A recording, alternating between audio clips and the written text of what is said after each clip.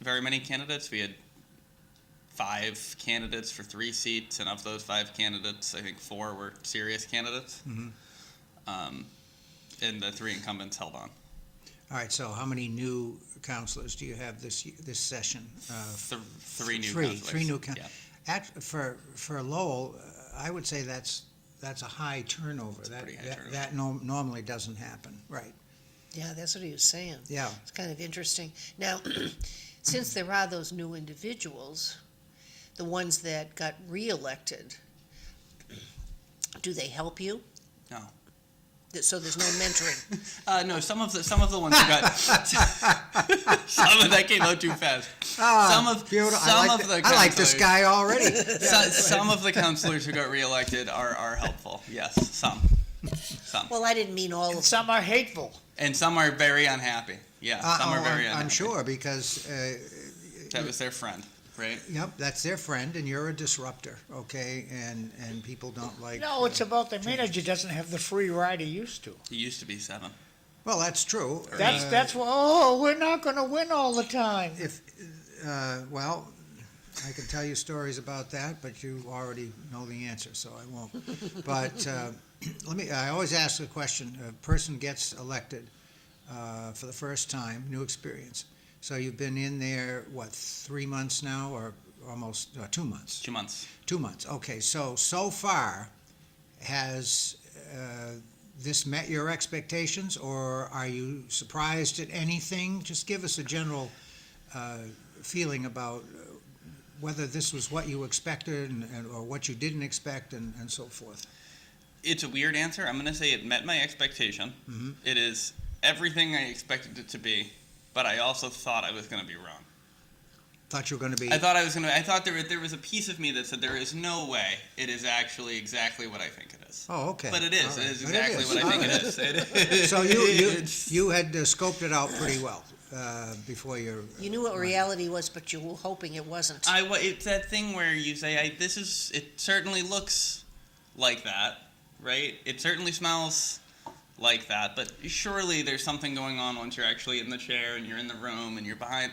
It can't actually be what you think it is. It's exactly what you think it is.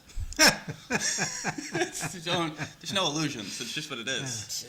It's fun. I'm having fun. Well, that's good. That's good. I mean, if you're energized. That's what we call youth. Well, Yeah, that's a little bit of insanity. And to put up with the hatred from other city councilors right off the bat is Just just immediately. Yeah. Just immediately, which is fun. But this is, and I've said this to friendlier counselors, and my wife says it constantly. I am 30. I believe the next youngest counselor is 48. The majority of the board is retired. Yes. And that's not a knock on age, but it is kind of like if you are a 60-plus-year-old individual and you are going to get into a bicker battle with a 30-year-old school teacher, I wouldn't do that. I wouldn't want to do that. I wasn't your friend going in. It doesn't hurt me that you don't like me. I don't feel bad about it. I think I would like to just be able to work together, but I'm not losing anything here. So actually, you know what? personally, you were not my friend before. That is a very good attitude to have going in, I think, to a political office. You ran for a reason, and you're going to be there at least 2 years, and you're going to do what you think you need to do. And, if people want to collaborate with you on certain things, that's fine. If they don't, that's fine too, but you're going to plow ahead and follow whatever your... And it's not personal. Just to put a Right. finer point on it, it's not personal. The counselors that I am able to work better with right now, the ones who don't seem to have any interest in working at all, I didn't know any of them before I ran. I didn't know any of them. And if you shut yourself off, and I'm not shutting myself off, I just am responding to their actions. But if you shut yourself off, then all you're doing is driving the I won't put a number on it, the majority, though. You're coalescing us, and I don't know that that's a block that you want coalesced as a majority. I don't know. Maybe you do. If you do, that's okay. I guess you guys keep doing what you're doing. But if you want to not be on if you don't want to be on the receiving end of, I think, the way this council has acted for the last 4 years, I would consider starting to act. Sean, in did good they give faith. you any orientation? We have a meeting with the manager and all of the manager's staff. That's it. When? Right, Like after you win. and right after you're elected. You meet Okay. all the department heads and they give you packets. That's You read good. the packets. That's better than nothing. So one meeting with the manager, that was it? That was your orientation? The orientation was pretty straightforward. It was open meeting law. We were handed you get the charter and none of the amendments, but you're told this is the charter. Plan E supersedes it, and it did until last Tuesday. So I don't know. What does that mean? It superseded until last. So we have. Did I miss something in the news? Lowell has. I don't know where the reporting is right now, actually, Yeah. except on here on City Life. Lowell is a Plan E city, so council manager, but it's not Plan D, and I think some of my colleagues need to remember it's not Plan D, and they can look up the difference between Plan E and Plan D. But in Plan E, 6 votes is all it takes.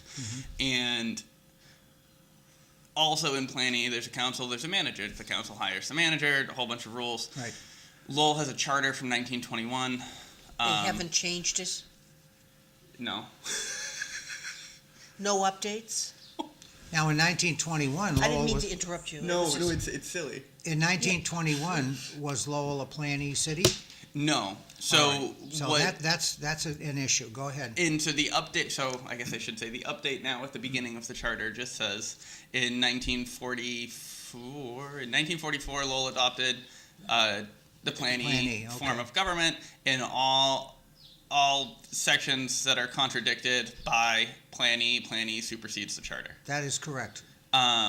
What gets fun is figuring out when Plan E contradicts and when Plan E says one thing and the charter says another, and we How come pretend that they nobody- don't contradict, Why which is I would it- think would contradict. But Why is that difficult? And if there's any question, why can't city council or what do you call the city council in Lowell?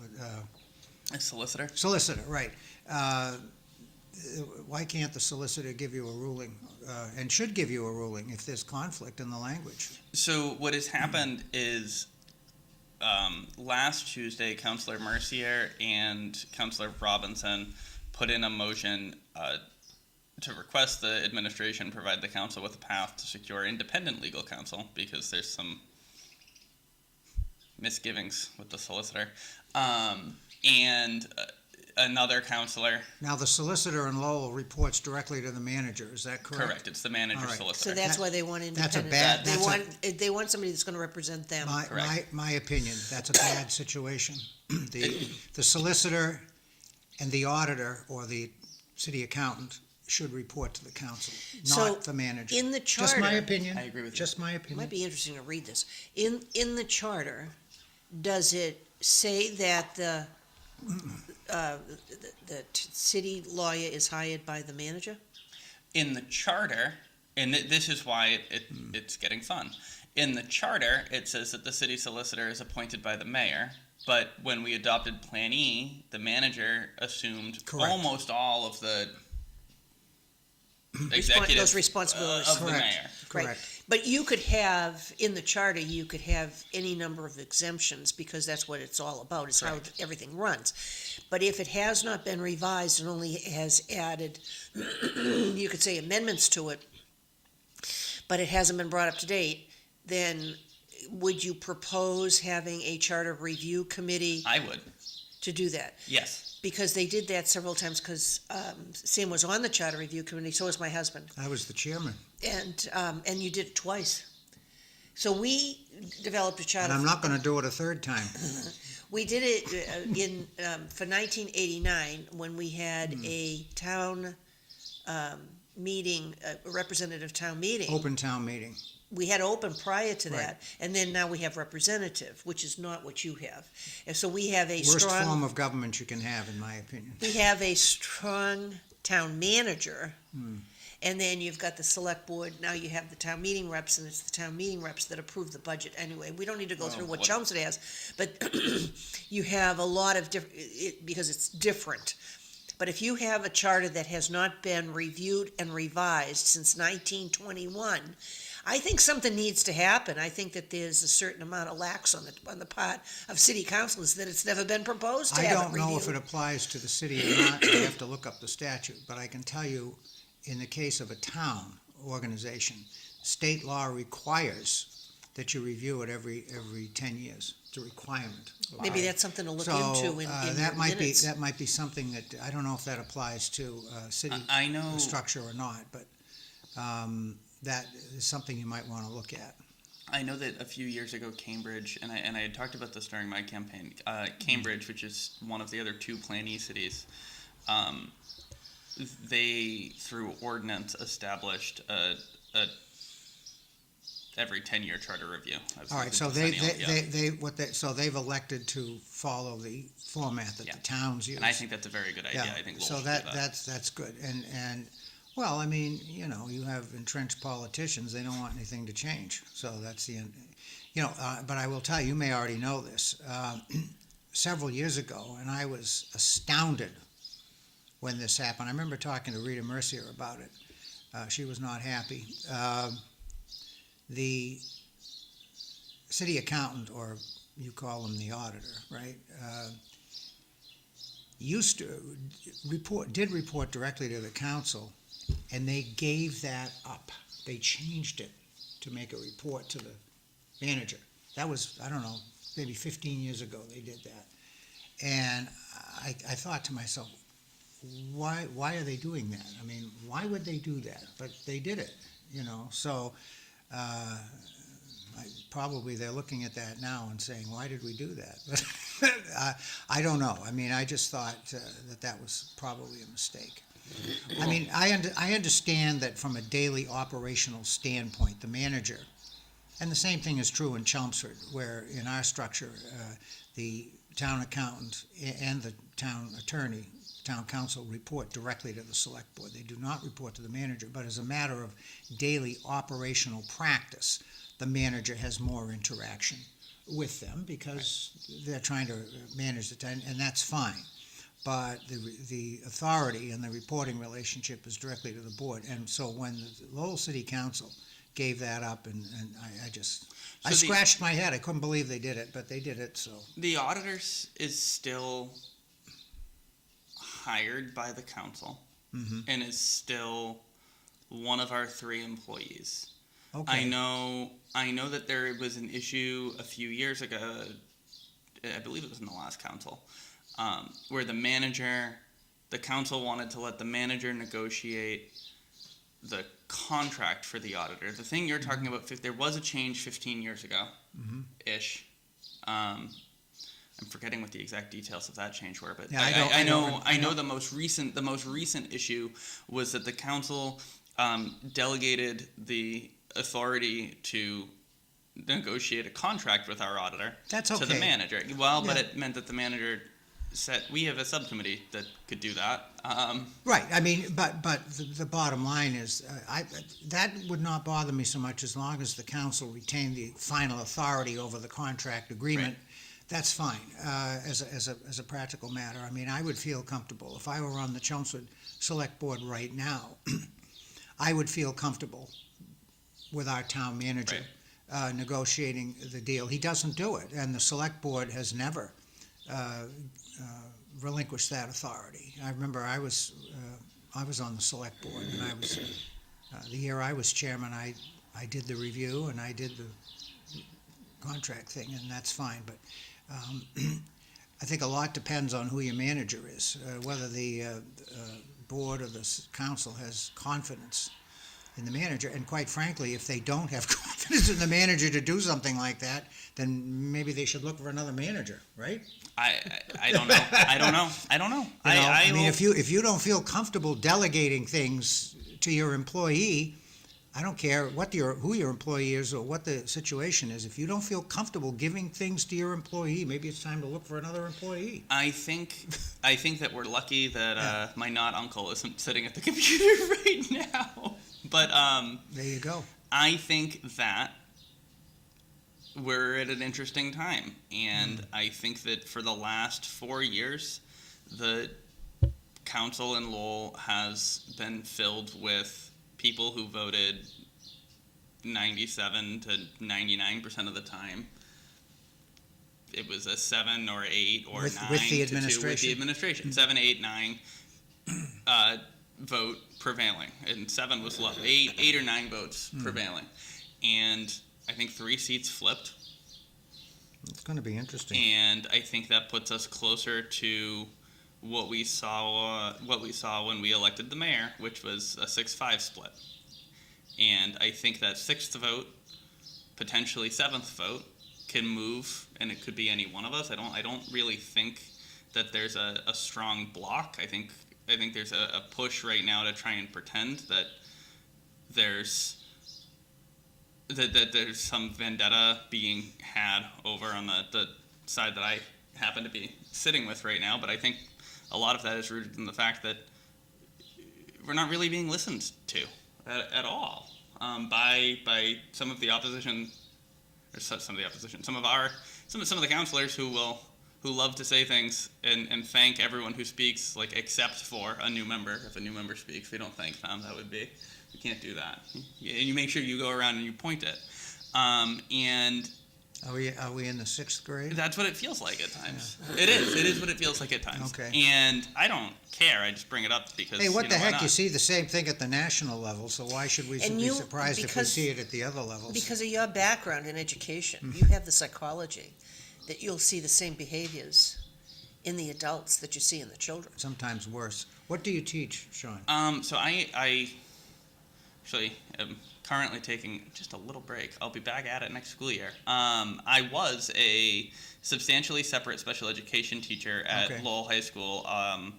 There was a circus about the ethics board had cleared me, but there was a whole circus about ethics anytime that I opened my mouth, and the word school might have passed out somewhere in the room before I spoke. Do you have a letter from the Ethics Commission?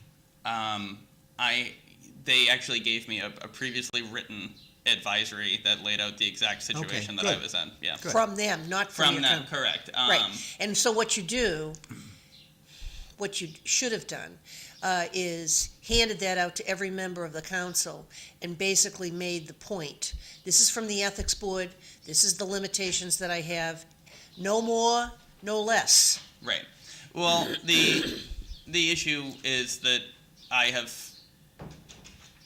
I tried, right? I tried, and that's the one thing that didn't go as expected. I had no anticipation of saying, okay, fine. But I have the most in-demand teaching license in the state of Massachusetts. I already have a job lined up, and I said, if this is going to make it easier, if this is going to be used as a blunt instrument here, and we're going to turn this into a zoo, I can do a whole lot more for the schools if I don't work there, because now suddenly I can participate in things that are actually within the purview of the school You can department. work in another town. Correct. There are about 4 open positions for every person with the teaching Oh, yeah, license that I special have. ed. Are you It's- kidding? special- Yeah. with You your guys are doing God's work, in my opinion. So one of the things they probably didn't realize, because people are very short-sighted, is that as a result of them telling you what you can and cannot do, you basically said, all right, so I'll get rid of that, now I can do everything. Right. Instead of acknowledging that you would have some limitations, so they have a little bit more control, they wanted it all, and now they have none. So Correct. I think that it did not work to their advantage. We will discuss this after 7 o'clock also, so that anybody that's watching in Lowell will understand how that goes. I can tell you, though, because I went through that experience, it is infuriating when you're sitting on a board and you have a board member. This happened when I was on charter review, okay? And you have a member who has a potential conflict of interest, and you've got a ruling from the ethics, and they have laid out exactly what that person can and cannot do. But that's not enough for some people on that board. Or your They city will, solicitor. In fact, I won't tell you who the people were, but it was, and I was chair, and I put up with it for about 5 minutes, all right, and I shut it down. I said, look, I guess the first thing I said to the complaining person was, what law school did you go to? Okay, we have a ruling here from the Ethics Commission. It is very, very clear what this member can and cannot vote on. And while I'm the chairman of this committee, that's exactly how it's going to be. And your opinion, notwithstanding, means nothing, okay? I mean, I just laid it right out, Right. all right? And I said, it's just nonsense. It's political grandstanding, and it just drives me crazy. Well, the issue in Lowell is that I think the opinion of our solicitor depends on how you're going to potentially vote on a particular matter, and I don't think that's a secret to say that I feel that way anymore. All right, so you don't have confidence. Well, you don't if you don't have any conflict of interest within the city, because you've now moved your position outside of the city, and you're not dealing with anything to do with the city, you no longer have any conflict of Right, interest. exactly. Correct. Well, so what happened? There were a few that were particularly egregious. They're bullying you. Well, one was Sounds like it. The city solicitor 15 minutes before the inauguration told me that I suddenly can't vote for mayor. I think that was a pretty... Why? What's the conflict of interest? Because the mayor chairs the school committee. But I don't work for the school committee. I work for the school department. Exactly. And that's what ethics said. But And the mayor, and the standard is, will you or will you not substantially benefit from the action? Will that Yeah, accrue to you? or a member of your So immediate family. whoever the chairman of your school committee is has no bearing at all I got some- on your situation. Text from the audience. And that's Oh, what boy. and that's what ethics said, right? And that is what ethics Yeah, said. And the last one, and then I know we have text. The last one, or another one was the city manager wants to file this home rule petition that would more or less usurp the school committee, which I couldn't vote on because under Section 20 it's within the purview of the department, is what ethics told me. But that I could address the body That makes sense. But I could leave the council chamber Right. and speak at the podium. Right. Which is exactly what I did, and in response to that, one of the counselors that refuses to act like a adult got up out of his chair and was flailing around and asked if I broke the law, and the city solicitor on the floor of the city council said, I believe that he broke 268A section 19, which makes no sense because I don't see how I had a financial interest, and if I had a financial interest, so did the counselor that asked if I had a financial interest because he's an immediate family member in the schools. But that's the rules only apply. And the whole time you're at that podium, you've got the ethics ruling in your hand. Correct. Well, correct. And you followed the roadmap that they laid out for To you. the T. Okay. That's the end of that discussion. Then the suggestion is, if the city's solicitor doesn't understand the definition or the interpretation of the ethics committee, then maybe we need a different city solicitor. And I can't say that, but Well, you can. it gets But- confusing, but yeah. If they don't know what the law is and how to apply it, They know why are we hiring this person? They know what the law. They know what the law is. I don't know that it's appropriate for him to continue sitting inside the council chambers with the rest of us because he's seemingly more of a participant than an advisor. Well, that's unfortunate. Well, And that's a question that you can always ask. Do we have a 12th member of the city council sitting here? And the question might be why? Well, because that person is only supposed to be answering legal questions, but is participating in the discussion of everything. But that would be up to your mayor to cut it down, not Correct. up to the Right. city manager. The chairman runs that situation. We'll see. I'm very interested what we have for text. I'm So, sure they're... so you're one of 3 new people. Now, what about the other 2 people that were elected with you? I mean, how They're are lovely. you? So the 3 of you basically are okay? Yeah. Okay, that's good. So Well, it we sounds had- like they had the same perspective or thought that you did. I don't want to put words in their mouths. Oh, no, I but, understand. I find that so far we've been able to work pretty effectively together. Well, that's good. Yeah, because Cindy was on last week on Thursday with us. See, if these texts were from Paul Cohen, everything would stop. Say that again? He hasn't read the text yet. If these texts were from Paul Cohen, the world would stop, wouldn't it? Well, I don't know, we haven't seen the text. Haven't seen the text. Do they go up in the You screen? don't even want to hear the text. I'm a little bit nervous. Do you? Well, I don't know. You're the producer. Usually you. I told you we have text. Yeah, about and then 5 minutes and ago. Sean's kept talking. So if you No, want, no, and Sam kept talking, and you kept talking. well, that's okay. No, it's not. Okay, so I when the apologize. city, Don't worry. I'm gonna read the text now, kids. When the city, see, if I read the text 5 minutes later, you've already moved on. We can go back. Go ahead, please. When the city receives majority funding from the state, then you don't have independent thinking, just minions running the city. To continue, next text, when you have a city manager with no management experience, what does the public think is going to happen? A rudderless ship heading for the rocks. And I'll tell you this about the city's attorney. He is the manager's attorney. He's not your attorney.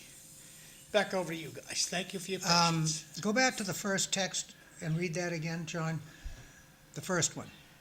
When the city receives a majority of its funding from the state, then you don't have independent thinking, just minions running the city. Okay, because I want to comment on that.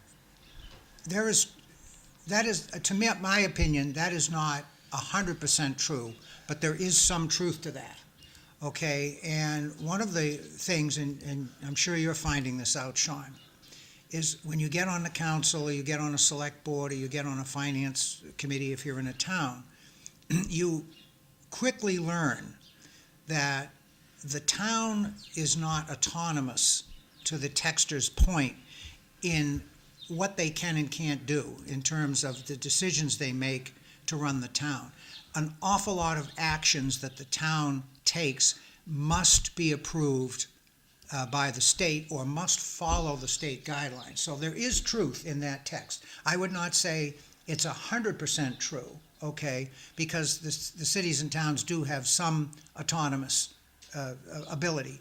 But there is a disconnect, generally, I find, in 30 years of doing this, there's a disconnect between what the average citizen thinks a city or town has authority for and what is actually true.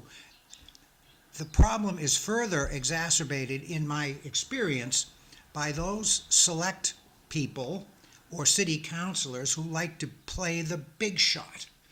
And what they do is, in many cases, they pretend that they have the 100% power when they really don't, and that contributes to the confusion of the public. I ran into that when I was on the select board in Chelmsford. We had a couple of members who liked to give the effect that they were actually running the town, when in our system of strong town manager, the town manager runs the town, not the select board. But we had a couple of selectmen, and we've seen it recently, and I'm sure Evelyn would agree with me, who liked to give the impression that they called all the operational shots and they ran the town, when they didn't, okay? Right. And there is that disconnect, and I don't fault the average citizen for thinking that the town or the city people are 100% in charge. I don't fault them for that, because they don't have any exposure, to tell them otherwise. So I'm sorry, I didn't mean to take so long, but I did want to just elaborate a little bit on that text, because I think that's a good point. So when you have, which you don't, when you have the strong town manager form of government, and we do have a charter that says you need 4 out of the 5 members of the select board to get rid of that person. Or higher.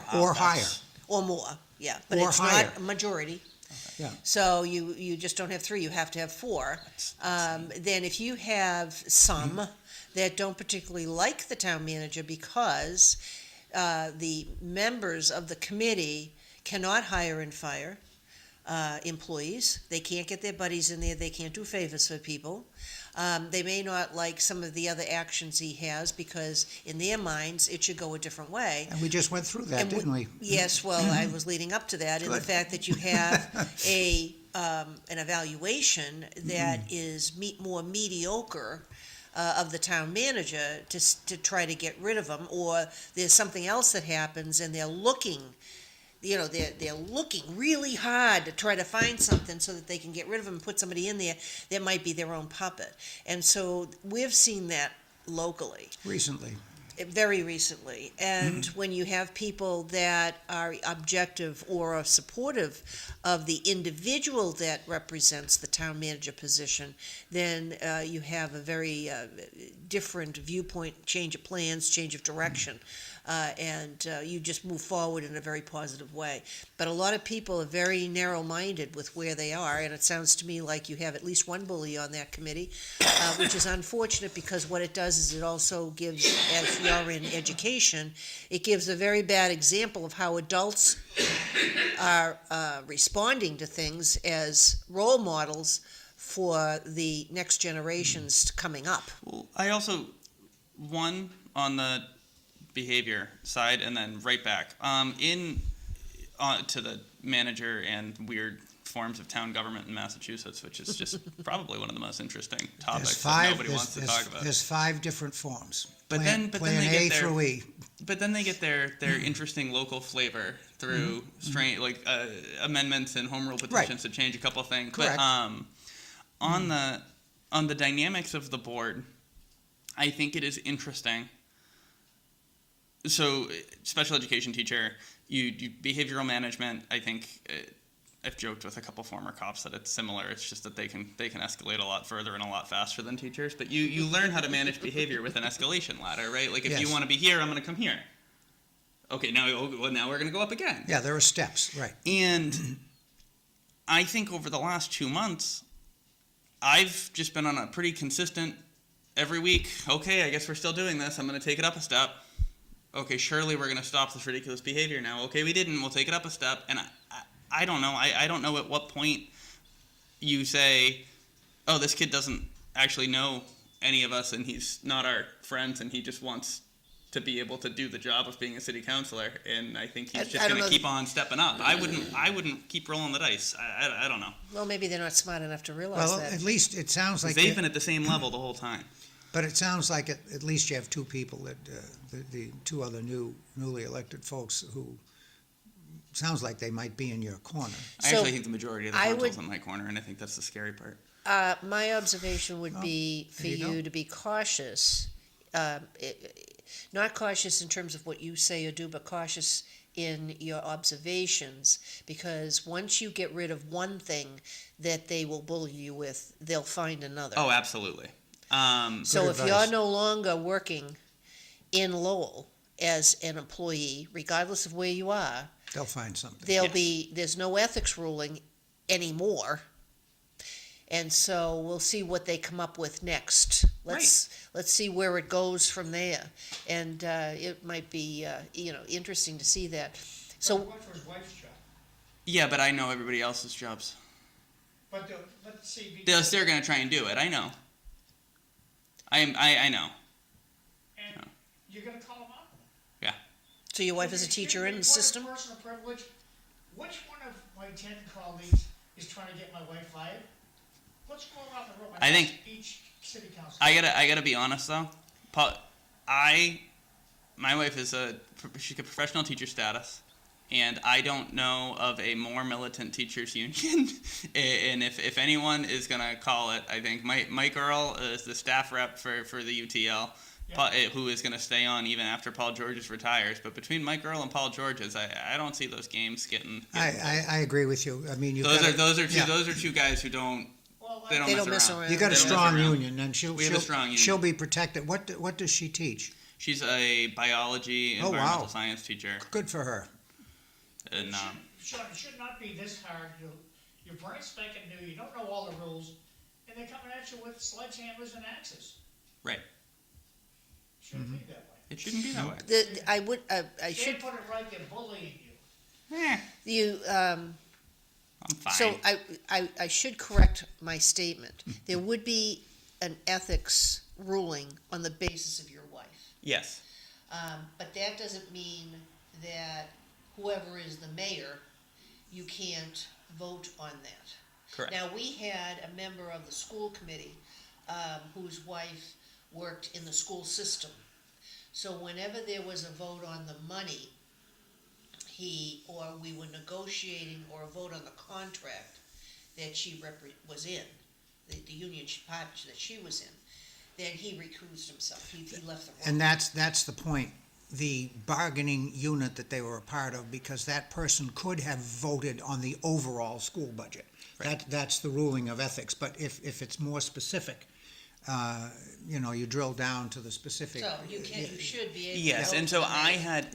I had a few more rules attached because under section 20, which has the town council, the selectmen and city councilors exemption, it was, and there's actually no penalty attached to section 20 because it's not a financial conflict. It's that because when I was working for the school department, I was not allowed to participate in anything that could be within the purview of that department, which meant Right. Correct. the high school building project, which I nor any member of my family have a financial interest in. We don't work for Skanska or Suffolk or any of them, but it's the building that I taught at, and so it was within the purview of my employer.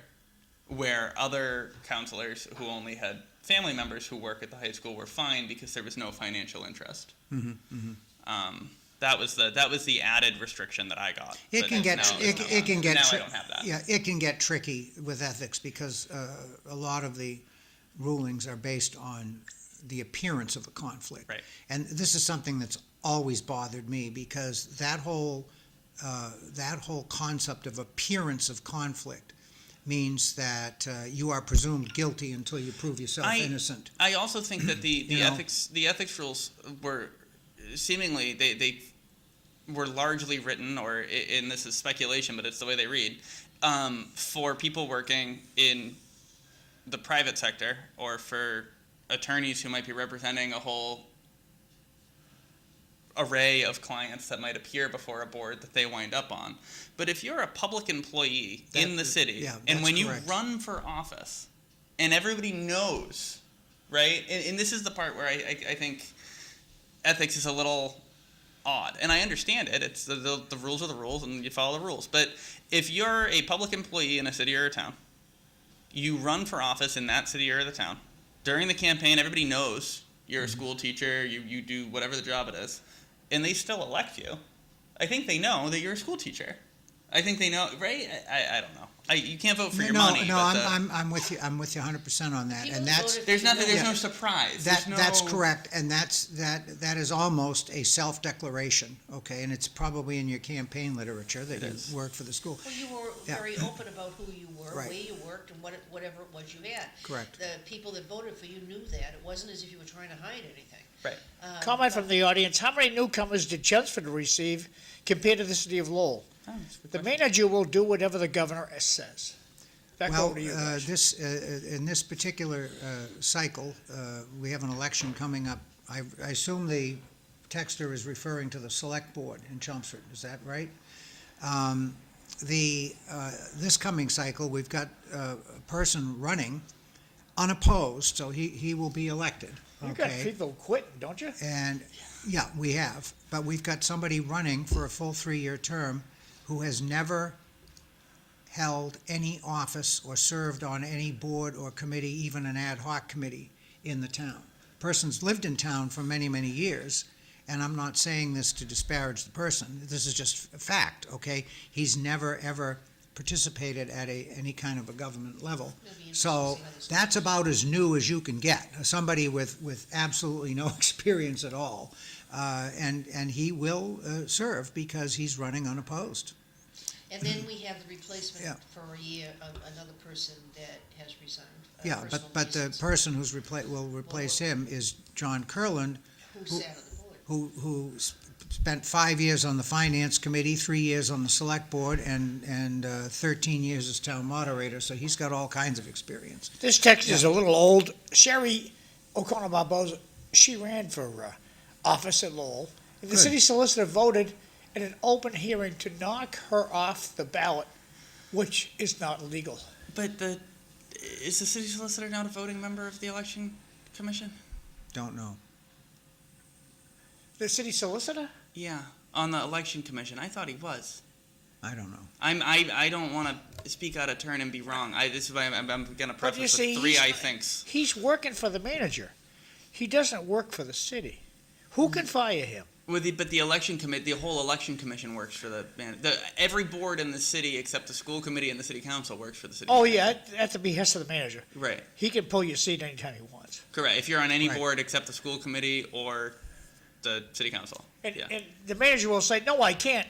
You'll just ask, how many resignations have you asked for, Mr. Manager? And he'll button right up. But it was a weird PO box issue. I actually Doesn't happen too often. I don't know that it was. Yeah. But you know what? You That's can't true sign in any paper town. for the And mailbox. and I don't think it's any secret that I'm a big Paul Cohen fan. All right, I was on the board that hired him. But in the last 20 years, there are people sitting on committees. Had I been the town manager, I would have removed them. And he didn't do that. So it's very, very rare that happens. I mean, unless somebody does something extraordinarily egregious. How long know. has Paul Cohen been the Since town manager? he started in December of 2006, And so it's over 20 years. I think that is the big problem with Lowell. Comment Yes. from the audience, when 70% of your budget, when 70% of funding comes from the state runs the city. So No parking in the MBTA zone, confirm that. That's from Bart. Thanks. I'm going to push back a little bit now because this doesn't make sense. So there are restrictions on what a city or a town can do. This Right. is true, right? What Sam said is you're right. I've been doing it as long as I've been alive, so of course you're right. But to pretend this is how we wind up with so many people running for local office unopposed. Right, this idea that the local seats don't matter and that the cities and towns have absolutely no power, and everything is just going to be whatever the state tells you to be, and so we're going to have. And I'm not knocking the guy in Chelmsford either. I don't know him, but you have a person running for a 3-year seat unopposed because presumably people don't think it's important. No, it doesn't work like that. It doesn't work like that. No, and I think. Well, first of all, it's a free V job, first of all. They don't pay in Chelmsford. Okay. All the selectmen are volunteers. Correct. Um, And that They're does elected volunteers. and that does affect the candidate pool. So only rich people can run. Well, I was thinking, I was going to say, but also in Lowell, where they do pay you, you don't have a very large pool of candidates coming out, right? So the last. And your local voter turnout numbers Dismal. are abysmal. They're worse No, than but you see, the Chelmsford. administration Correct. doesn't really spread the word, it's time to decide if you want to run for local government. They don't spread the word to do that. Well, they do in Chelmsford, they do. No, I know, She it's does just that. different. We're talking about Lowell. But to push back on this, the state runs the cities and the towns, fully and Because of the budget contribution. because of the budget contribution. No, that's not true. It's not true. And It's when not true. there would be on the city side, on some of these gateway cities like Lowell, in most of them, if not all of them, we're receiving a majority of Lowell receives a majority of the budget from the state. Lawrence receives a majority of the budget from the state. I don't know if Haverhill does. I'm sure they do. These are different places. Haverhill, Methuen, Lawrence, Lowell, Worcester, all have made different choices that significantly impact the lives of the people that live in those communities. And I don't know how we can pretend that that means there's somebody in the governor's office with a black Sharpie that's outlining, and this is exactly what they're going to do, and this is exactly what they're going to do, and this is exactly what they read a rule book, but how the municipality plays within that rule book is Sean, important. you guys picked no parking. Drake had picked 2 parking per unit. I didn't pick that. You're talking And about so housing. is there a mindset amongst your colleagues on the city council to change this stupid parking rule? No, there isn't. So they're gonna build 75 condos in a block with parking for 5 cars. This is at the bottom of the connector, right? Anywhere, Yeah. Anywhere in the city. anywhere. They And there's don't- no mindset amongst your colleagues on the city council to change it to what Drake has. And you have a city solicitor, you can't do that. I'm sorry, Mr. Solicitor, we need our own solicitor. We don't need the manager's solicitor. But this is where it gets hard, is that because then you have counselors who have decided that the word of the city solicitor is the word of God. Yes. And it gets difficult because people pay a lot of money to go And to all law you have school. to do is flip Kim Scott over. If you can flip Kim Scott over, you're going to win. It's never going to happen. Kim Scott's the only one that I can think of that you could change their mind, because the others are beholden to the manager. So tell us, and to follow up on John's point, and you said it initially when you came, you said that Councilor Mercier and another councilor are trying to get an independent council. Okay, Yes. so how did that come about, and what's the discussion in the council been on that issue? Well, there's been a very heated discussion around the attempted, to a varying degree of success, I don't know what word to use, scamming of the city by Nick Saris, who is supposed to be giving us the senior center back but doesn't want to give us the senior center back. We have an agreement from 20 years ago that said we give you the building, we pay you for 20 years. At the end of 20 years, we get the building back, but now they're saying, Nick is saying, oh no, I had my fingers crossed behind my back.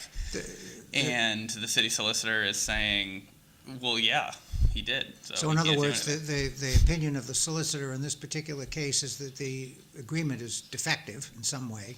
Well, And- what's been interesting though, Sam, is that the defect in the agreement has changed. So Without the words changing. without the words changing, as every time there's a defect, Sounds and then, like the Supreme Court. and then you push back and you try and get an explanation as to Yeah. like how that defect exists, and then there's a new defect. Well, that's interesting. So it's Councilor Mercier, and who's the other councilor? Councilor Robinson. Okay, Robinson. So The council split 5-5 on the vote. Well, they're within their I got rights. two comments I got to make. They're within their rights to do that. Yeah. We're running short on time. Respectfully, what political experience does Councilor Duran have? Councilor who? Duran, J-U-R-A-N. She's been on every board in the city, I think. Well, I mean, there you go. every volunteer board in the city. These communities, Council McDonough just mentioned, also have social services that are overtaking the communities. Of course, they're going to be what the state does that says. That's all we have for Well, now. anyway, we're getting short I on don't even know time. what I that don't even know means. what that means. Vivian Merrill is here. In our next hour, we'll repeat some of the stuff that we talked about with Sean, and then we'll see what Vivian has to offer. I know there's something coming up with the dog park. You had something on Facebook with regard to that, and there's always insurance to fall back on with conversations. If anybody has any questions, And don't forget, So Vivian we got to works. do some musical chairs. We'll be back. Vivian works in Lowell, so she's got to.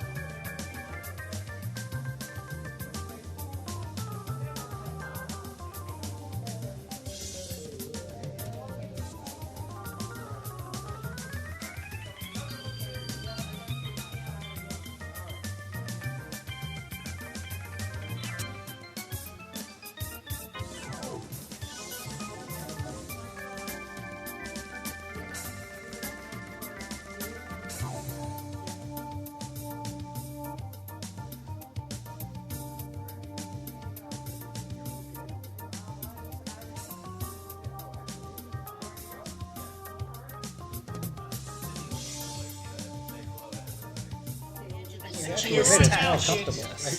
Yeah. Yeah, we're just readjusting. Welcome back to City There Life. we I'm go. Evelyn Thoren. I'm your host for the next approximate 56 minutes.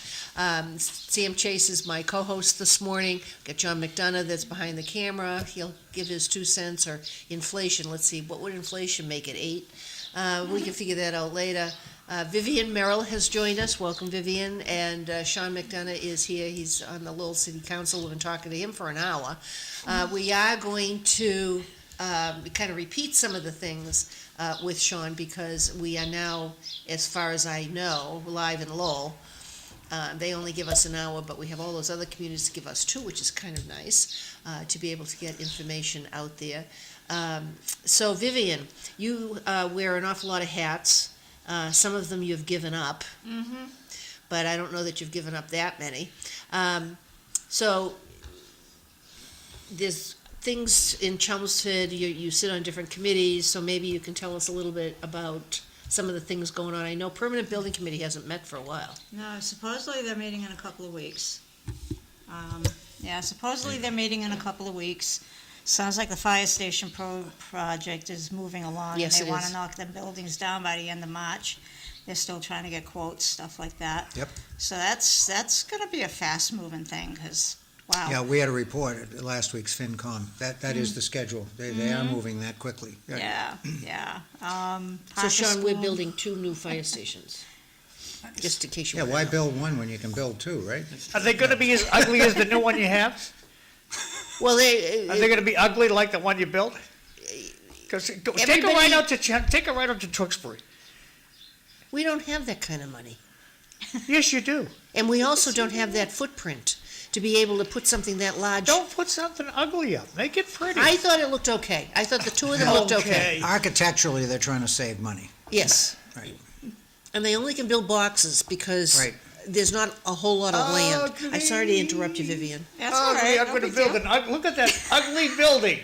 Let's make believe we're proud You of want to the try to ugly make building. it fit into the neighborhood, but the problem Yeah. is the way that the neighborhoods are. I don't know that you could ever build a fire station that would look like that. So Well, that especially the being one stated, on Route 27 is problematic because Yes. of the shape of the Station parcel. 5. Right. So what we might do. Front page today's Lowell Sun. Congratulations to Yeah, we saw Vanna that. Howard for winning the state so much senate for saying seat. so. Back to you guys. I find this interesting because now there is that push to put the bill before the House in Massachusetts, that they'll tax you on how many miles you drive. They've been talking about that for a couple of decades, so.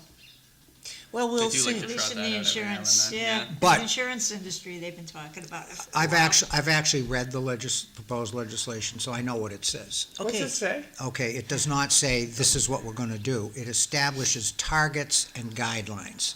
So there is no mandate, okay, at present contained within that bill. Well, Sam, let me ask you the question a different way. What good is it? That We've, there's no we've, mandate? we've established a committee to study charging for trash pickup. What do you Okay. think the next step is? Well, I don't disagree with you, John. I'm just saying that right now, this particular bill, if passed, will not mandate anything except target goals. Now, that's not to say, to your point, that later on, because this is how they do it incrementally. Remember the seatbelt law, okay? Yeah, it could happen. But right now, this bill doesn't do that. That's all I'm saying. I think what Sam is saying is Yeah. it's an important point, and I think that it is one of the mistake. I don't want to call it a mistake. It is one of the things that made the primary campaign a little bit harder. Is that a reasonable person could read the bill and say exactly what you said, John. Okay, well, this is a foot in the door, and we're on the path to the tax. But when you jump all the way to this is a tax, then defenders of the bill or someone who supports the bill, whether they want the tax eventually or not, they get defensive and say, well, can you read the legislation? It doesn't actually say tax. And then we wind up in a fight over... And they're right. And they are correct. And they are right that the Yeah. bill does not say tax. And so Correct. then, by jumping a step and saying this bill says X, if you're opposed to the future possibility of the tax, you wind up on the defensive instead of maintaining. I changed the words. I pressure. learned a long time ago. Kevin Murphy told me that I put something that was a complete lie because the dollar amount I gave was $1 off. So I thought about it, and now the flavor of the budget is this. There you go. Couch your words. You had to couch it. Yeah, I guess. I don't know. All right, so we interrupted, Learned a lot from I Kevin. interrupted Vivian. Vivian, if you'd continue with the permanent building committee stuff, you was talking about the 2 fire stations. Now, how are you involved in that? I just do their minutes. Oh, okay, so you're the, Which we you're the steno. really Just do their appreciate. minutes. Very By the much we way, appreciate by the that. way, I will say, in my experience, Vivian is probably one of the better steno persons that we've had in town. When I was on the select Thank board, you. Vivian did the minutes, and this was before all of the AI aids and all this other stuff. It was done the old-fashioned way, and she did an outstanding job, superlative job. So whenever I attend a meeting in a board and I see Vivian is taking the notes, I feel very confident that we're going to get an accurate record of what was actually said. Well, thank you. So, So, yeah, that and the South Row roof project's moving on, and I believe that's like the gist of what's going on over there. Parker Middle School, they're continuing with their MSBA application. Mhm. They'll meet again on March 19th. They'll do a public input session before the meeting. I believe that's being held at the Elks. Conservation is not a heck of a lot going on there because it's the winter. They're doing a lot more active land management and stuff like that, so that's good to see. now we're losing Carl Bischoff, right? He's moving to Maine. That's too Yeah. bad. Carl is the chair of the He Conservation was good, Commission, yeah. and Did a excellent. real good job. That's going to be a serious loss for the town. I wonder if Dave McLaughlin will come back. Oh, you never know. You know, He could. was good too. Yep. I don't know. He could. So, we'll see what happens with that. What else we got? Historic District, it's been real quiet there. I know Prime 41 is getting ready to open up. Apparently they're hiring people and training them and all the rest of it. Yeah, that one's real quiet. Now, where is Prime 41? It's with the Oddfellows building in the center. Okay, all right, so that's the center. Yeah, Okay. yeah. I mean, the funny thing about that building is it's pretty. He told everybody exactly what he was gonna do with it, and he did it. To me, it doesn't look historic, but that's just my opinion. I don't know. I kind of agree with you, but I also have to say it looks a lot better than it did. It does. Did they keep It the does. vault? I have no idea. Did they keep the vault? Well, when they redid the old police station, and they took the old police station, they made it into the school administration building, and I told the superintendent at the time, I says, keep the cells. I said, you may need them, you know? Just as a place Yeah. to like regain, He didn't. get some peace. Right. Yes, I and might then they need added one. on to it, but. That's right. Yeah, because it was an old bank for a while. So the question is whether or not the vault would have been historical. So they kept the footprint, and he gutted the inside of it. Oh, Yeah. yeah. But he Yeah. didn't change the outside much except replace the windows. Well, the upstairs is residential apartments, and then downstairs will be a commercial restaurant. Right. And everybody's been waiting for it. Yeah. So, Yeah. yeah. We'll give that a few months to calm down. It's supposed to be a steakhouse. Yeah. Yes. And what's interesting is there's a lot of people out there that don't eat a lot of meat. So I hope that all these restaurants that are like that have some alternatives on their menu. We have the Smokehouse restaurant that's over by Nobo's. Yeah, I heard that's doing good. Yes. Yes, Yeah. they're doing very well. Yeah, they have very good food. But I don't eat a lot of that. But their choices on the menu, the alternatives, there's not very many of them. Then there are Well, people I mean, who go if to. you don't eat that way, why would you go there? Because Well, my be- husband likes it. Yeah, Because or they're- you wind up with a group and you're the one person who doesn't. And then, Because there are people who go to Fish Bones and order a steak. Yeah, And I or know- a hamburger. And I know that because Yeah. I've seen that. Yeah. You know. True. Yeah. So you want a couple of other alternatives. Right. I mean, there is chicken, but I mean, you Oh, there's always chicken. eat enough chicken, they should be laying What I eggs. want to know is, why can't you get a good tuna fish sandwich in a restaurant? When I was a kid, you could always get a tuna sandwich, and I never defy thought you of to it. go to any restaurant that serves lunch, and it's not on the menu. It's interesting You how can't these get a tuna topics sandwich. digress. It is. It's Why always is that? fun. I don't know, but it always kills me in Lent because Bring that up at the next council I- meeting, will you?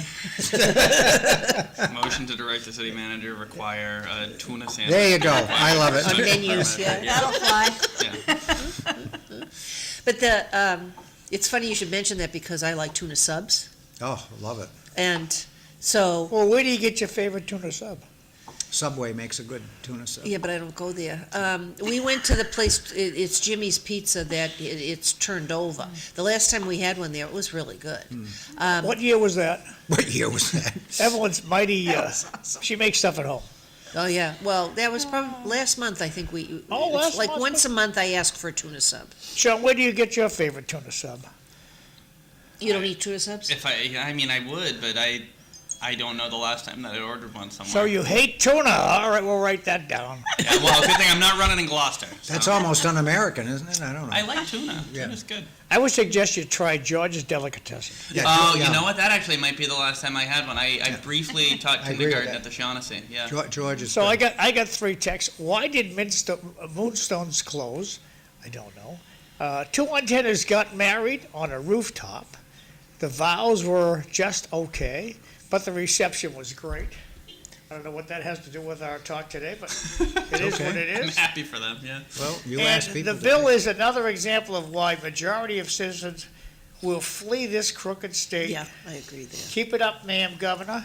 You'll solve the housing shortage in the state. That's from Jay. Back to you guys. Thanks. Okay, so Vivian, is there anything else in terms of Chelmsford and the committees you're on? And now Yeah. you're also on the dog park. Oh, yeah. Yeah, we're having a meeting next Monday. We've invited the animal control officer to come by and talk to us about the dog park a little bit. And on Facebook, I kind of, opened it up to anybody who has questions for the ACO. Do we have a new ACO? We do. Okay. Matt DiCiero. Okay. Yep, Mark Cianci went off to Carlisle. I think he's still in the police academy. I Really? don't know what he's up to. Yeah. Oh. Yeah. Bless him. Yeah, and that's about it. That's enough. I But know- now, there are two dog groups in Chelmsford. You want to talk about which one you're on and the differences between the two? Well, the Chelmsford Dog Association is the group of volunteers that actually does a lot of the boots on the ground heavy lifting at the dog park. They clear the snow, they clean up, they do all kinds of things. They're awesome. And the Dog Park Advisory Committee is like the town branch that more or less weighs in on different things, kind of guides them. If they Policy. have an idea. Type stuff, right? Yeah, Okay. If they have an idea they want to pursue, you talk to the town manager and things like that, sometimes the select board. It being winter, the attendance is low out at the park, but it's still a busy place. Haven't heard any negative news or anything out of there for a few months. I mean, in spite of the bad winter, people aren't really complaining about conditions at the park, so to me, that means the volunteers and the DPW are doing a good job. And, yeah, everything's good, I guess. Got no complaints. No news is good news. There you right? go. There you go. Now, you resigned from being on the holiday. Decorating Prelude. committee, yeah. Did somebody step up to the Right plate? now, Deb Taverna's re-enlisted. Good. John Floria's re-enlisted. Eric did, but he has a feeling that he's not gonna stay on there, because it's like he's, dealing with some other issues and stuff, so we'll see how that goes. I mean, they are actively looking for people, How many years did you do that? probably 12, 14. It That's- was a long time. that's I was a long surprised. I time. didn't think it was that long, but yeah. Yeah. Time flies when you're having fun, and apparently I'm having a blast. Well, you don't have to, yeah, you don't have to tell me. This is the town of Chelmsford created the Arts and Technology Education Fund. It's part of a bylaw that we have, and this is the 30th year that I've been on that. Huh. So they delegate out, they give out money to projects in the Chelmsford Public School System that support and enhance the curriculum. That deadline for application is March 31st. So if there's anybody out there that's on the staff of the Chelmsford Public Schools, the applications are online on the school department and the town website under the Arts and Technology Education Fund. If anybody has any questions, you can always, get a hold of me, and that is also on the town website and the school department website. So just as an announcement for that. In the first hour, Sean, we talked about your current experience on the I want to hold City that thought Council. for 1 second, okay? Vivian, how many vacant spots are on the boards that you serve? Good question. Yeah, I'm gonna say holiday decorating, they got room for like 5 or 6 more people. Conservation will have 1 vacancy. Historic District just filled a vacancy, Marie Cummings joined them. So they're full now? Yeah, Okay. yep. Permanent building, I don't know if they have any vacancies or not, I don't think so. Evelyn would know. And we have better than I selectmen who are would. walking I away think from. they filled Steve Roberts' position. Oh, I didn't Okay. know, he left? Yeah. Yes. Oh, that's too bad. Yeah, And we have selectmen who are walking away from the job, correct?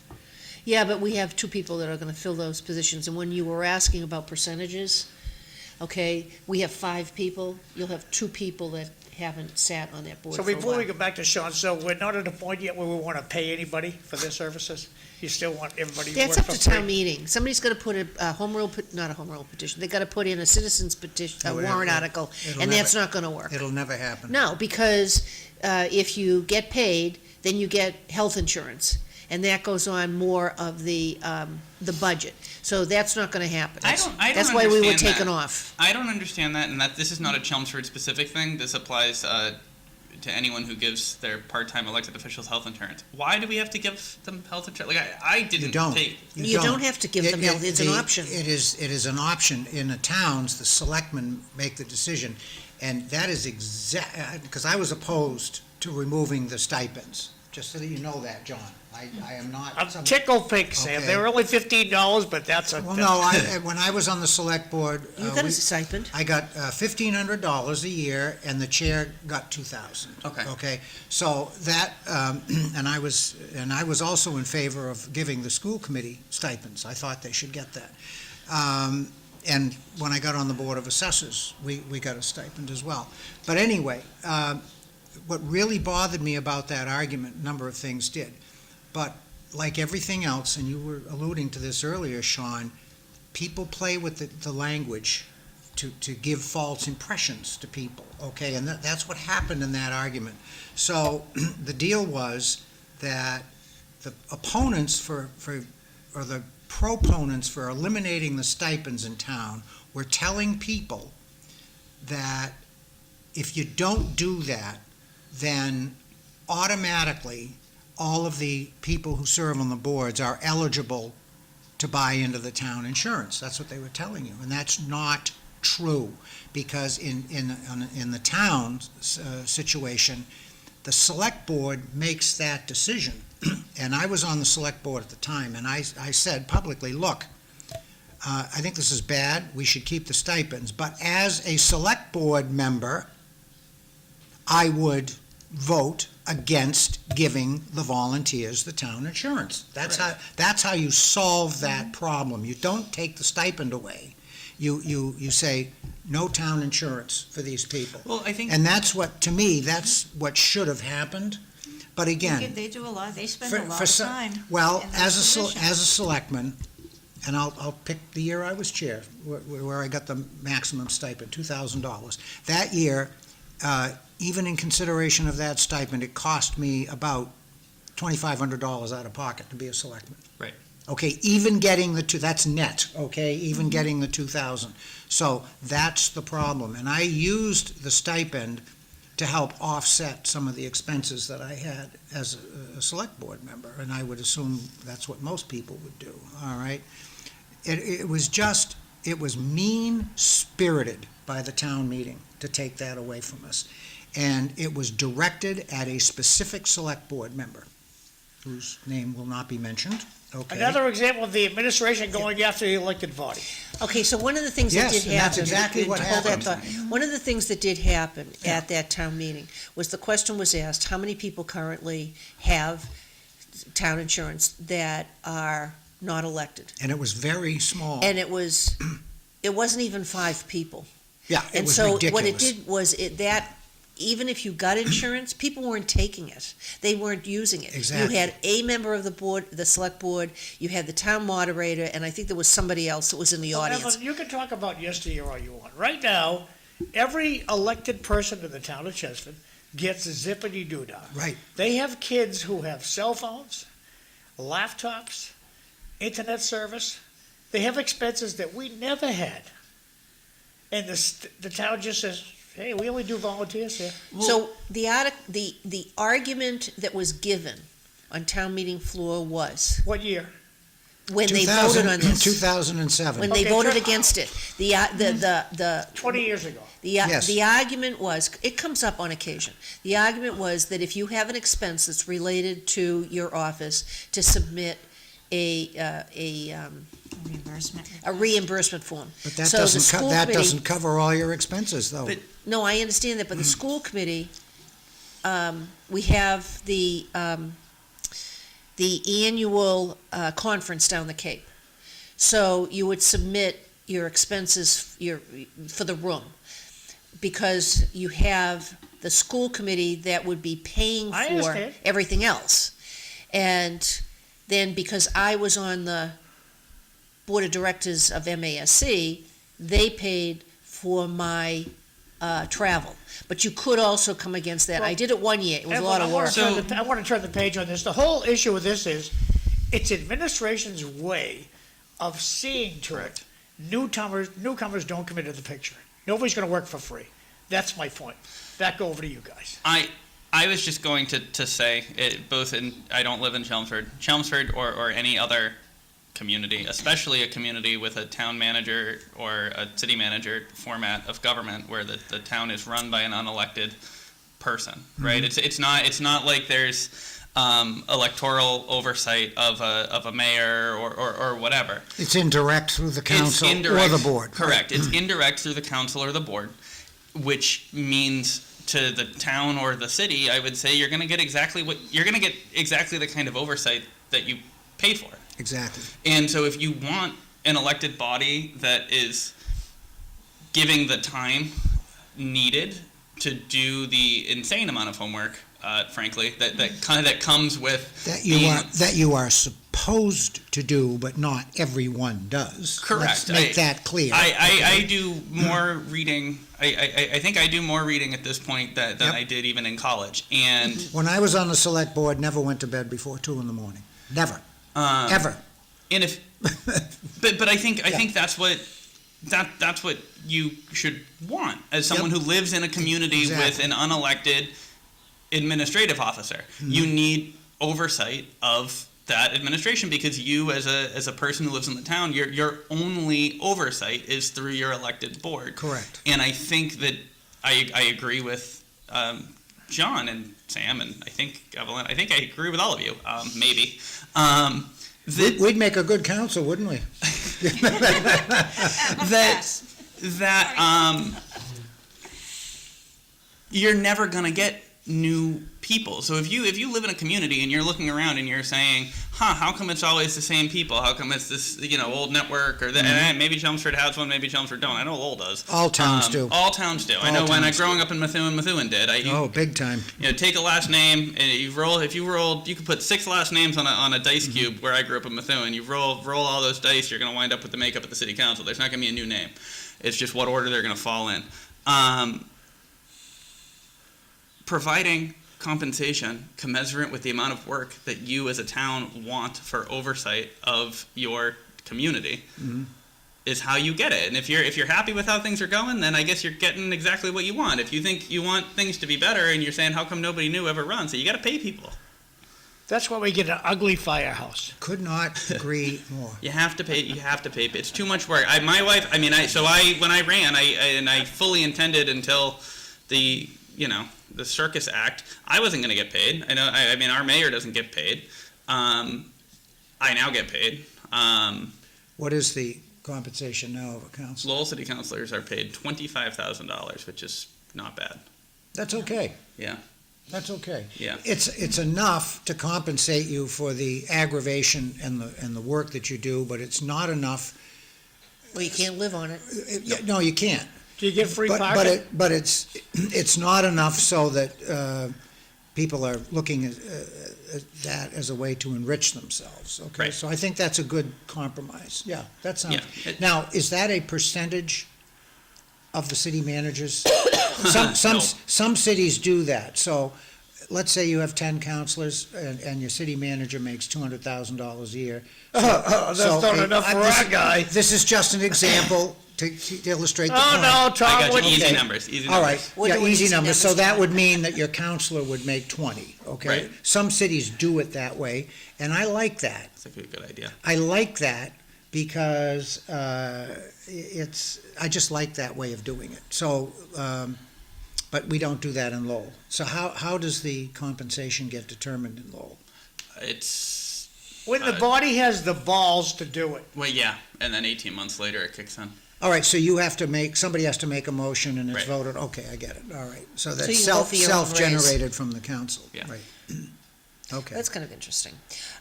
So Vivian, you also deal in insurance, you work in Lowell. Anything new coming down the pike with regard to insurances? Any new regulations? Yeah, I'm gonna ask her about gas grills. I think I know what you're gonna talk about, but anyway, so, you never know.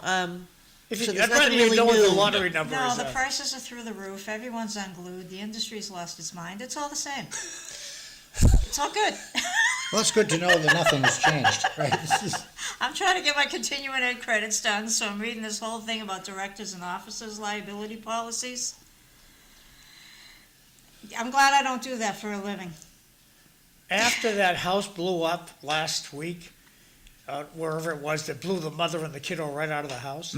Oh, The insurance companies don't want to insure anybody who has gas in their house. And furthermore, it's gas grill season, coming up on gas grill season. And the insurance companies are frowning on, they're not allowing your gas grill to be anywhere near your house. It's got to be at least 10 feet away from your house.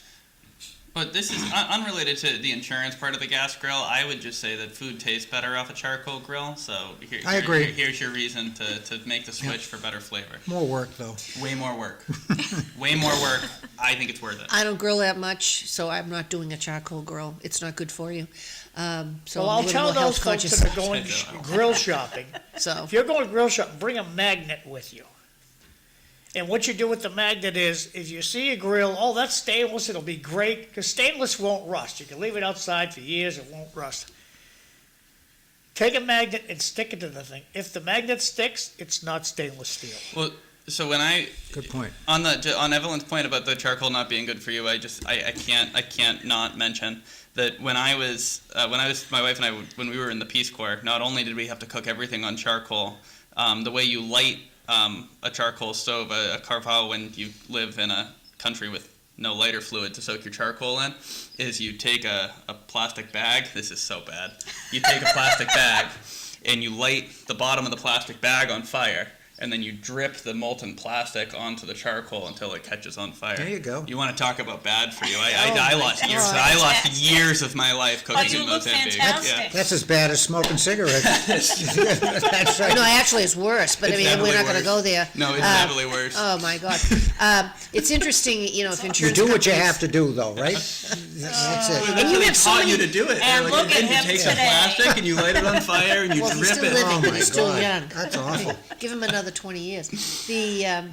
No, Sean has a lot of very interesting stories. I mean, adventurous type things. Especially at your age. Yeah. I've had fun. Yeah. Because Peace Corps isn't necessarily something that the youth goes into currently. That was something of our generation where everybody wanted to do that. That was a JFK thing. Yeah, the superintendent of schools that we had for like 17 years, he was in the Peace Corps. Mosher? Yeah, I didn't- thought he was. I did not know that. I may be interesting. incorrect. Anybody out there, please correct Yeah. me. But I thought that he was briefly. Maybe it was one of the other guys that was involved in the school department, which I thought was kind of interesting. But and maybe he wasn't, and maybe it was somebody that he knew and he told the story. It's been a long time. The older you get, your memory kind of goes a little. Certainly I'm not does. admitting anything here. But as far as all the stories and stuff, we won't ask this time, but maybe another time you'll be on. We can talk about all the kinds of different things. Oh, I'd be happy to. And then the only other thing I would say, I would be happy to, and the only other thing I would say related to the Peace Corps is if you are watching and you've ever wanted, or your kids or your grandkids want, there are the Peace Corps is still there. There's a lot more retired people that they let in now.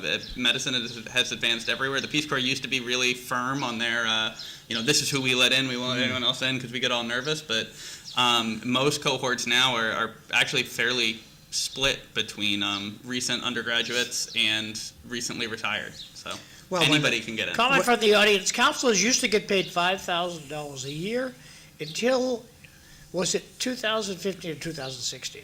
So that's the 25 grand you get now is 10 years old. Oh, wow. Everything's relative. Right. So as far as insurance, rates are going up. The people that are paying usually are the people not putting in claims. Unfortunately, they get hit too, yeah. Yep, like me. And I increased the It's the whole point of insurance. I Shared risk increased the deduction, and the rate went up. for your car.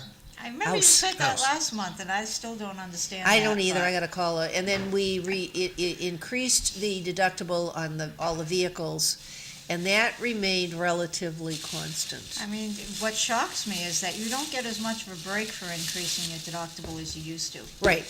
But I was surprised in Some Chelmsford companies how do much it better went up. on paid in full discounts than others, but But if you have all your, like I do, I have all my insurance with one carrier, so I get a break for Right. that. yeah, And, that's the best you yeah, can we're do at this fine. point. We've bundled. Yeah, And even with that, the lower house insurance is the one that's in New Hampshire. well, don't forget the value And of we've your, made claims the of them. value of your house is going up every year. So it makes sense that the premium for your coverage would also go up as well. Right, but the increase that was in the coverage should not have gone up as much as it did with me increasing the deductible. It Okay. shouldn't have been All that right. big a jump. Evelyn, the guy who owns the company still has to make his $5 million a year. So the first expense that an insurance company says, how much does administration cost? Well, administration, all of its salaries are $100 million. Okay, that's the baseline. Working for the wrong No, outfit. And then there's nobody's the gonna brand lose new pay. buildings, the insurance buildings, they're the biggest building in the Now, city. and we most of the all time. deserve a They raise. have a lot of people So in. make it 5 million plus 10%. All right, so to that point, I'm going to ask Vivian, as far as insurance providers are concerned, how competitive is it? How many carriers potentially do we deal with? There's hundreds of them across Hundreds, the country. okay. So if there are hundreds of independent companies providing insurance, then I'm going back to my economics 101 here. That tells me that should be a competitive situation.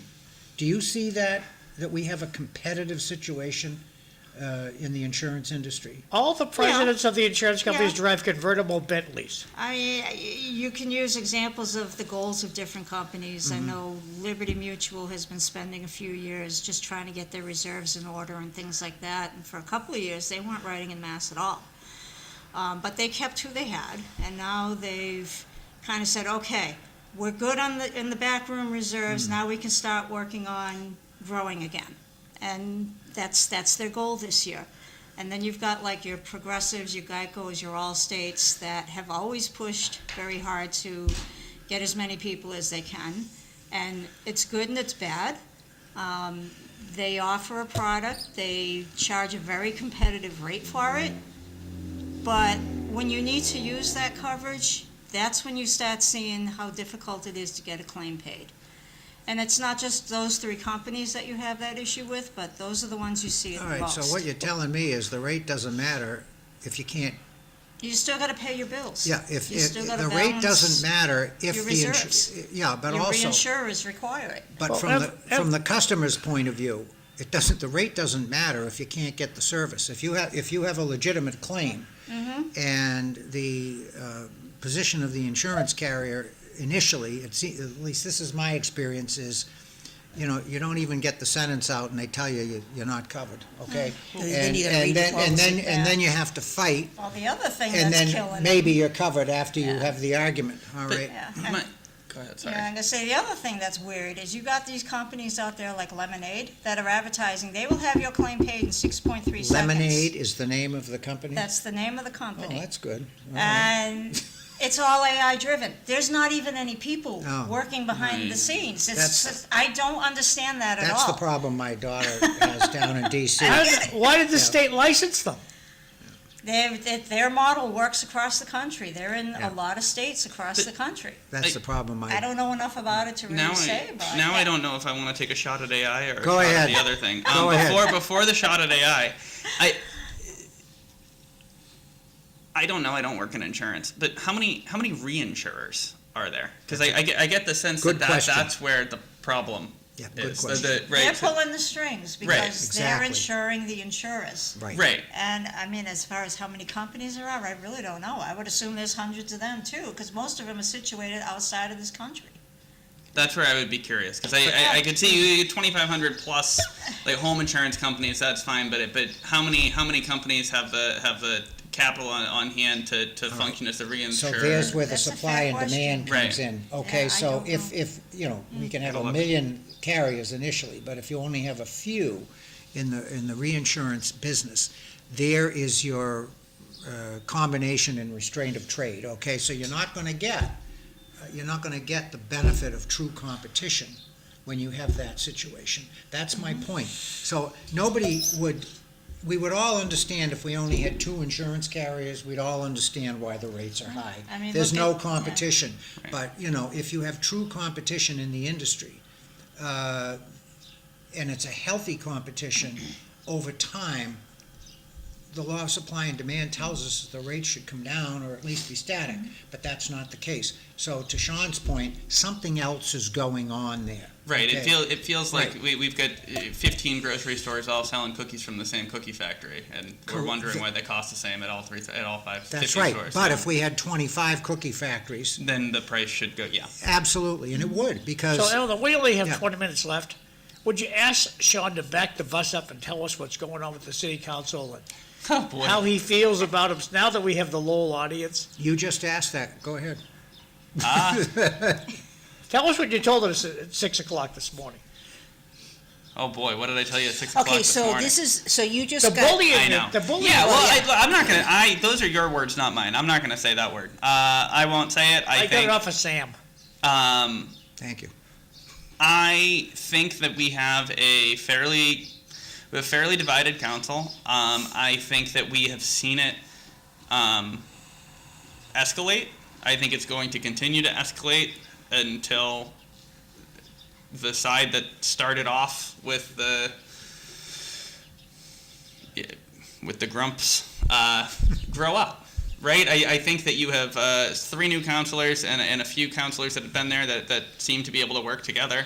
And I think that there is an old guard here that is upset, and I don't know whether it's ego-driven or what, but they don't really want to work with any of the new people. And I think to anyone else watching along at home or at one of the other media outlets in the city that wants to point a finger at new people, I think you should say, hey, if we have these new people that came in and they don't know anybody and they don't have any preconceived notion, and I don't think either of my 2 new colleagues do. I'm not going to speak for them. Maybe I'm missing something. But from the first meeting until now, you can see the sour grapes from a different group of counselors. And so to now be surprised that 2 months in, there's starting to be some swings back. I don't understand why that. Oh, it's the council is so divided. We were patient. I was patient, I think. You know, I went weeks, months at this point with a couple who, at this point there's only there's two left, who won't even look at me. That's fine, I don't care, I don't need you to look at me. It doesn't bother me. It really doesn't. But if that's how you're going to act, and that's how you're going to act on the floor, and it's how you're going to act in public, then why are you surprised that your actions have consequences and that I have no desire to make you like me? If you want to take swings, and I took them and took them and took them, let me swing back. So just to set the stage, just in case anybody joined us and you don't know what we're talking about, Sorry. it has nothing to do with you. I can frame it easily enough. Sean was elected. You were sworn in January, and you had because you were an employee in the Lowell Public School System, you had a ruling from the Ethics Committee because you are a city employee. We're very much familiar with all of that in Chelmsford because we have municipal employees that will run for office. Or some other representatives, or they have their spouses that also work there. So you get a ruling because you were going to be proactive to make sure that you did what was right and by law, and yet you did have a member or more of the Lowell City Council that basically told you, With the solicitor. with the city solicitor, that you can't do certain things, even though the State Board of Ethics said you could. Right, and I do want to, just for clarity, say that ethics, when I asked for the written ruling from ethics, the 3 separate times, 3 separate ethics attorneys, and everyone likes to say, oh, we call ethics 3 times, get 3 different answers. I got the same answer. And that answer included, there's already a written advisory on this topic available on our website. If you want us to write a brand new one for you, we can, but here it is. Here's the existing advisory from ethics that lays out exactly what I've told you. Even better, actually. And has been sitting there. So, Right. and that is what I had. To John's point earlier, you didn't get a specific written ruling. No, I didn't. I have an existing advisory, 3 separate phone calls, and they do keep a log of all of those. I asked, they keep a log of all of those phone calls. There's a written record of the context of the discussion. I didn't know that. I learned that. Plus the existing advisory. So as a result of that, are you still an employee in the Lowell Public School System? No, I have the most in-demand teaching license in the state, so I thought I would take my ball and go home because I was a volunteer. I was a volunteer counselor and a special education teacher at Lowell High School. So now I will be paid the city councilor stipend, and I have a job lined up. If nothing else happens between now and the first day of school, I'm all set. And when my wife and I did the money, it really isn't a huge deal. Right, so Oh, that's basically, good. So you you're were looking sort forward of, to that. Good. indirectly, you were forced out of your employment position because of the actions or words of several people that were on the Lowell City Council plus the city solicitor. That's why Perhaps. we called it bullying as a result of that. And it was unfortunate that it happened. However, everything works for a purpose. Correct. And the purpose, And the older you get, the more you realize that that's right, true. and because you can see evidence of it, because you have more time to Experience. look back. Right. I don't want to say forced. Because Well, it was your choice. it was my choice. If I were an English teacher or a history teacher, I would never have ever left unless I said I just don't want to ever teach again. Those jobs are incredibly difficult to get. I don't think the people who wanted to try and make a circus realize that being a substantially separate special education teacher means that in the last 8 years, I've applied for 5 jobs. I've only ever worked 2, but I've applied for 5. And I've received 8 job offers because you get headhunted when you have a license that Right. nobody can fill. So do you think the intent of these folks was to force you out of the Lowell system? No, I don't think they thought I'd do it. I think they wanted me to shut up. So That's in what other I, words, so in They other words, wanted you to called control. their Nobody bluff. talking. that's what I do. You called their bluff. I did. Good Right. for you. But what they wanted was to reduce the impact you would have on the city council. That's a like this control guy. issue. Correct. All right, they didn't want to be challenged, whoever Yeah. they are. I don't want to know who they are, by No. the way. So it's unfortunate that would happen. But when I talked about things going forward with a better purpose, where you will work next may be better, well, and that is determined by how you define that, than where you currently were. Taking you out of one position, putting you in another, gives you obviously a different Perspective. sense of experiences. It's going to expand, again, all of the, well, I hate to use the word experience again, but if you had to go get another job, now you have that experience in that particular type of school Oh, it's a system. resume builder. Right. No, I'm very much How- looking forward to it. How's and the commute gonna be? well, it can't be better, right? So it's going to be whatever the commute is. That will be a hit because right now I live on Market Street and I Right, teach. but you're I not was teaching- driving yeah. 100 miles is my No, point. no, Okay. no, no. All right, good. No. Good. And I'm gonna see if I can't get something even closer. But no, I feel I'm excited. Good. It's gonna be interesting. So it's unfortunate that it happened, but yet again, you don't know whether or not where you're going is going to be even better Right. than where Well, you the were. bottom line is the slanted look that the city had, because it was a slanted look on any decision when it had to do with Sean McDonough, it goes away. There's no more even looking. He's a regular city council. Correct. So the And you're not slanted, leaving. No. They'll have to find something else to hit him with. So be aware. Right. Yeah. Let's go. You'll figure they'll try to do something else, but you'll be. I think right now you're I gonna- think at some point, like it needs to the bickering and the petty stuff. It needs to stop. On Tuesday night, I don't know if anyone. You guys live in Chelmsford. I don't expect you to watch the city I council do meetings, watch but- occasionally, yes, very On- entertaining. On Tuesday night, while we were discussing the Councilor Mercier and Councilor Robinson's motion about a path for outside independent counsel for the city council, a lawyer, I thought Councilor Mercier and Councilor Robinson were going to lose their mind on the city solicitor because of just how disrespectful he was on the floor. Which resulted in the rare instance, I think, of Mayor Gettier stepping in to protect a member of the administration. But Boy, that must have been pretty serious. yeah, it was not. I mean, I don't know Yeah. what was captured on LCC, but in the room, I mean, they were angry. And I tried to be nice to the guy.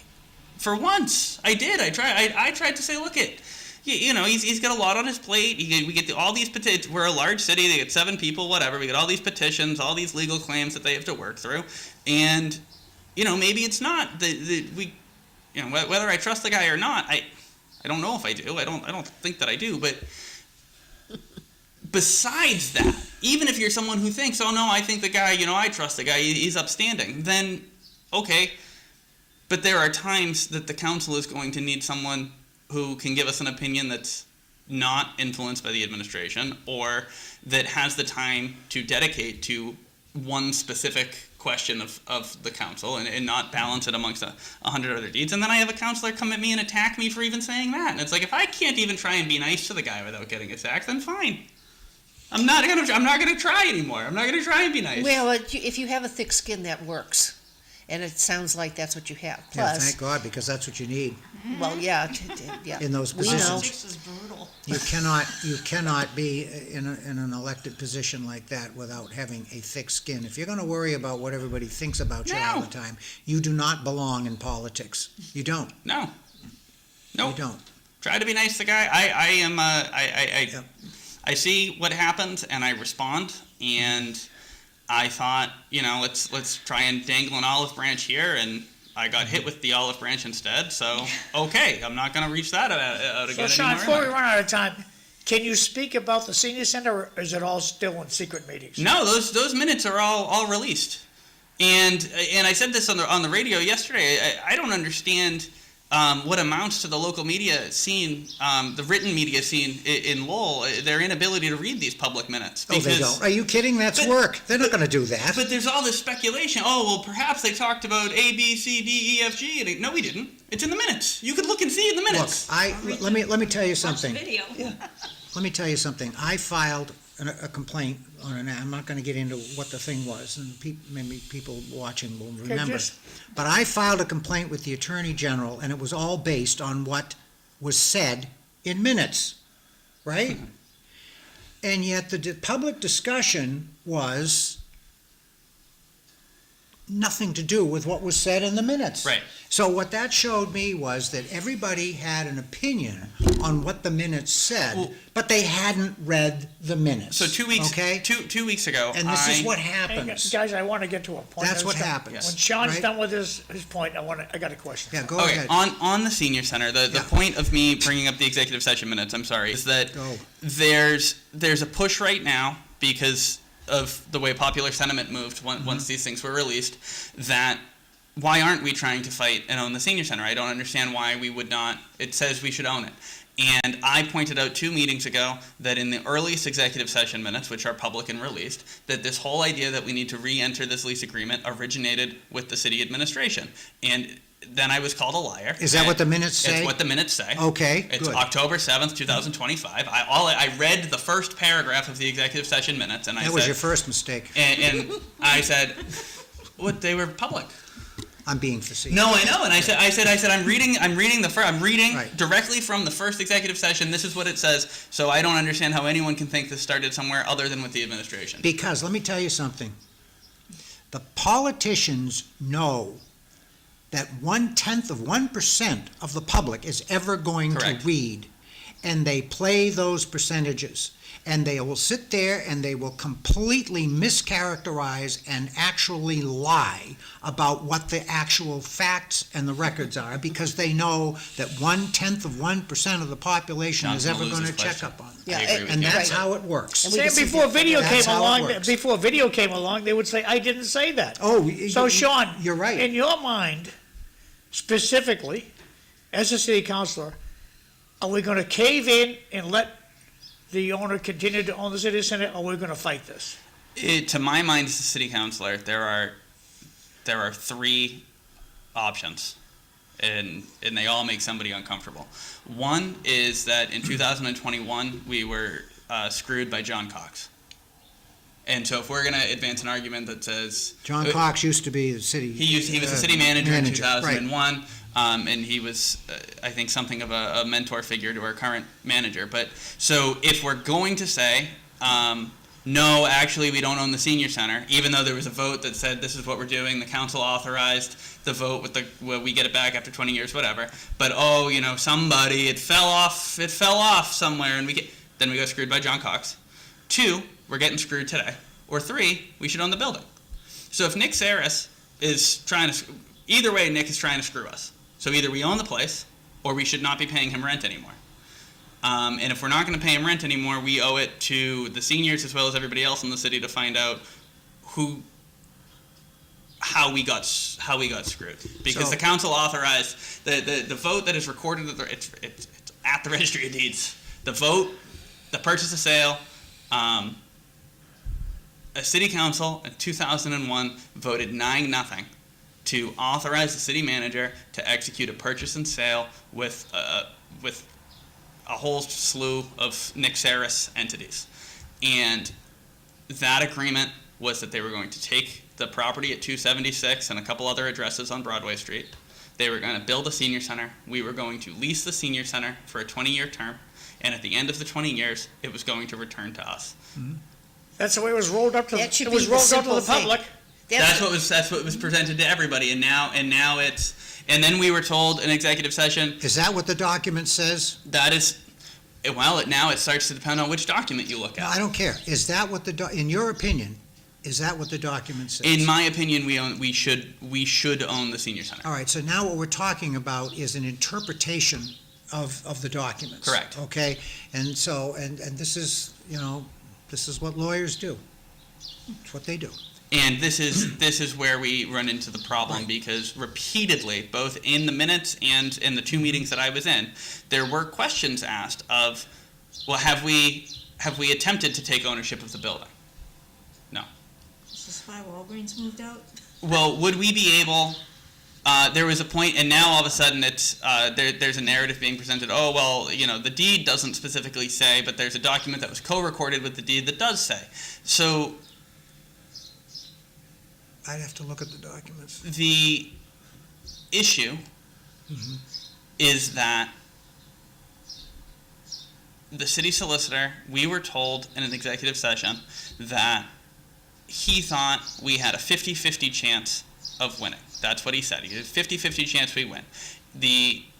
My view, my opinion, the administration does not want to litigate this. So if the attorney, if the administration's attorney, who has been advancing an argument about extending the lease, is still willing to say we had a 50-50 chance, and then I've spoken to other real estate attorneys who say this seems to be a pretty easy case, but then we can also go find a friend to go on a show and say, oh no, you could never win.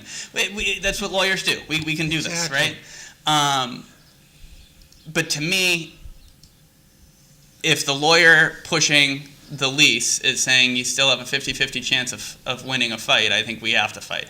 That's So- tomorrow's city life. We got, probably gonna be a Zoom meeting because we're expecting another ice storm in the morning. Get back over to you guys. Time is short, kids. So in your opinion, do you think the position of this manager is that if it's only a 50-50, they really don't want to get into the litigation? I mean, do they not want to accept the property for the city? I don't The understand. city loses all the time. We don't. We court. hate fighting, Okay, well, that's my question. and I don't. All right, And I that's don't the know. answer. And I don't know why. That's the answer then, all right. But to me, the agreement is in writing. There was a vote of the city council. There are documents recorded at the registry that reference this. I think that we should own the building, but I also think that if the administration's position is we got 60 screwed, seconds. if the administration's position is that we got screwed, we should not continue to do business with the guy that screwed us. Well, anyway, thank you very Makes much for being our guest. Thank you very much, Vivian. And Sean, if you'd like to come back, we can further discuss this more in depth. Everybody stay safe. We're supposed to get ice tonight, more snow tomorrow. And I know, but at least it was like 54 degrees yesterday, so there is hope.